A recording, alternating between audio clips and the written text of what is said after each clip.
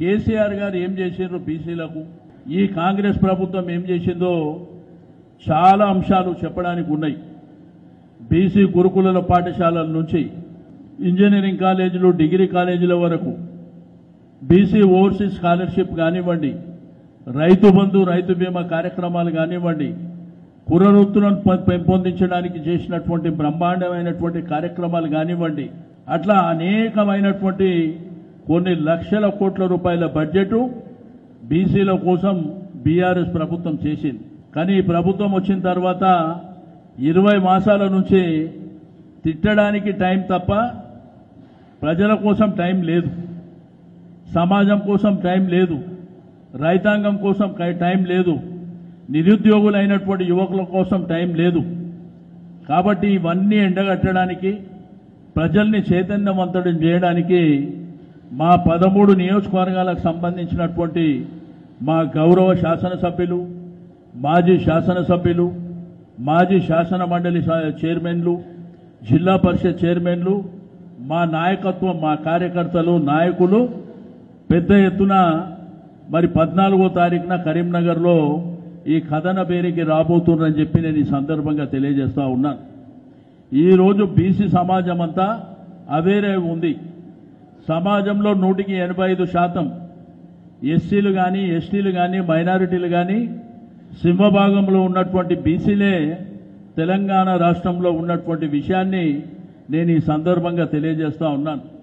తప్పకుండా మా డిమాండల్లో ఒకటే, మా సమాజం డిమాండల్లో ఒకటే, లోకల్ బాడీ ఎన్నికలు 42% రిజర్వేషన్లు అయిన తర్వాతనే ఎన్నికలకు పోతే మేము ఒప్పుకుంటాం. ఒకవేళ పార్టీల పరంగా ఇస్తాము అని అంటే మిమ్మల్ని బొందబెట్టడం ఖాయం అని చెప్పి, పార్టీల పరంగా ఇవ్వడానికి మేము బిచ్చపోలవా, బిచ్చమెత్తుకోనికి వచ్చినామా? మాకు చట్టపరంగా కావాలి. చట్టసభల్లో చట్టపరంగా మా రిజర్వేషన్లు రైట్ రాలుగా కావాలని కోరుకునేటువంటి సమాజం. మరి మాకు మా సమాజంలో ఉన్నటువంటి ప్రతి వర్గం కూడా మాకు కావాల్సింది విలువలను కోసం పోరాటం చేసేటువంటి వ్యక్తులం, సమాజంలో మాకంటూ గుర్తింపు కోసం పోరాటం చేసేటువంటి వ్యక్తులం. కాబట్టి ఈ 10 సంవత్సరాల కాలంలో ఒకప్పుడు తెలంగాణ గ్రామీణ ప్రాంతంలో, పట్టణ ప్రాంతాలలో చదువు తక్కువ ఉండే. కేసీఆర్ గారు పుణ్యమా అంటూ 10 సంవత్సరాలలో మరి బ్రహ్మాండంగా చదువుకొని మా పిల్లలు అవేరే ఉన్నారు. వాళ్ళ హక్కుల కోసం అడిగేటువంటి పరిస్థితుల్లో మరి సమాజం ఉన్నటువంటి సందర్భం. కాబట్టి 14వ తారీఖు నాడు జరిగే సభ కోసం, ఏర్పాట్ల కోసం మా ముఖ్య నాయకులను కలుసుకోవడానికి ఈరోజు కరీంనగర్కు రావడం జరిగింది. తప్పకుండా కాంగ్రెస్ పార్టీని ప్రజలు బొందబెట్టడానికి సిద్ధంగా ఉన్నారు. మీరు చూసిర్రు, మహబూబ్ నగర్లో ఒక మీటింగ్లో ముఖ్యమంత్రి గారికి ఎంత బలుపు ఉంటే, ఒక బట్టలు ఉతికేవానికి నేను ఎమ్మెల్యే చేసిన, ఒక చేపలు పట్టుకునేవాడిని మంత్రి చేసిన అని ఎంత బలం నీకు, ఏ విధమైనటువంటి మరి మీకు రోషము, లేకపోతే అక్కడ ఉన్నటువంటి నాయకత్వం కూడా కాంగ్రెస్ పార్టీ వాళ్ళు ఆలోచించుకోవాల్సినటువంటి అవసరం ఉన్నది.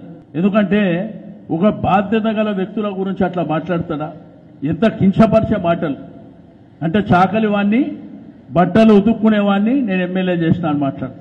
ఒక మంత్రి చేపలు పట్టుకుంటే నేను మంత్రి చేసిన అని మాట్లాడి, అంటే ఎంత బల్పు నీకు.